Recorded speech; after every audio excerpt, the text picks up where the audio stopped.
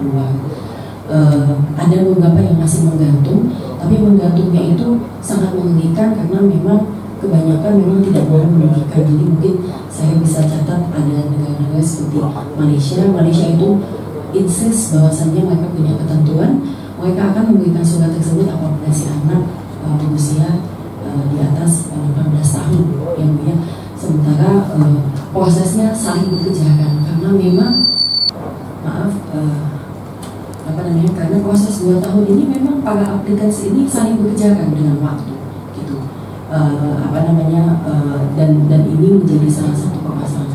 Ada lagi negara-negara seperti Inggris, mereka somewhere juga tidak mau mengeluarkan. Ada satu kasus Pak yang terkait di mana memang waktu itu ayahnya sudah meninggal, sehingga sang ibu mau nggak mau terus bersyukur kepada KBO, Embassy di Inggris, Embassy UK di Jakarta, bahkan dia juga sudah bersurat ke Homeland Office di Inggris, namun tidak mendapatkan tanggapan karena memang merasa bahwasanya mereka sudah tidak lagi menjadi subjek pemerintah Inggris gitu ya, sehingga itu menjadi kendala juga.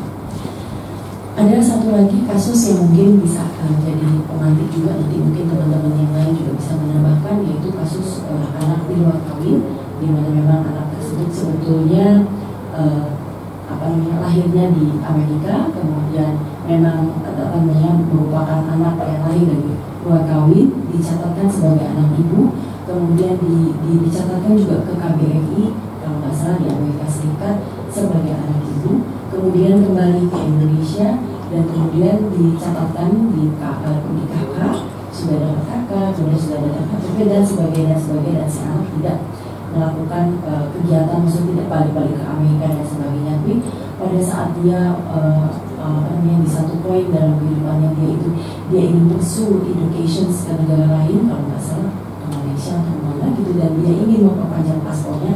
Nah disitulah dia kemudian mendapatkan permasalahan, misalnya dianggap dia lahir di Amerika seperti itu. Mungkin nanti kita bisa angkat lagi sebagai bahan diskusi.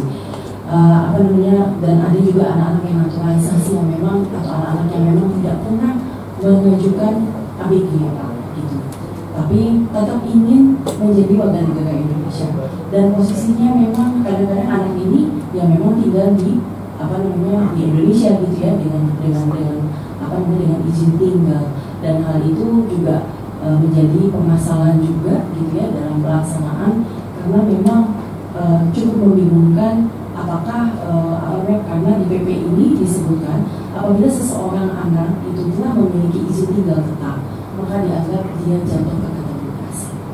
Nah ini kemudian pada saat dia memasukkan ke PP 21 itu dia nggak masuk ke dalam subjeknya gitu ya Pak Gatot.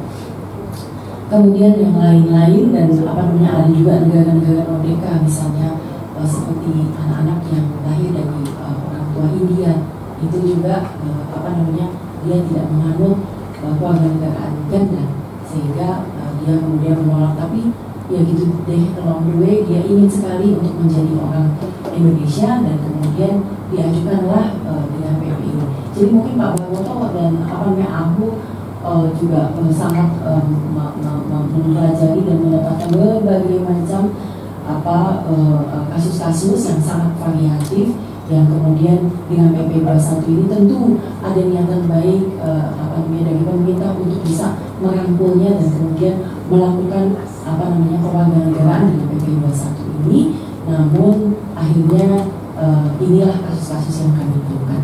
Mungkin bisa Bu Enggi melanjutkan.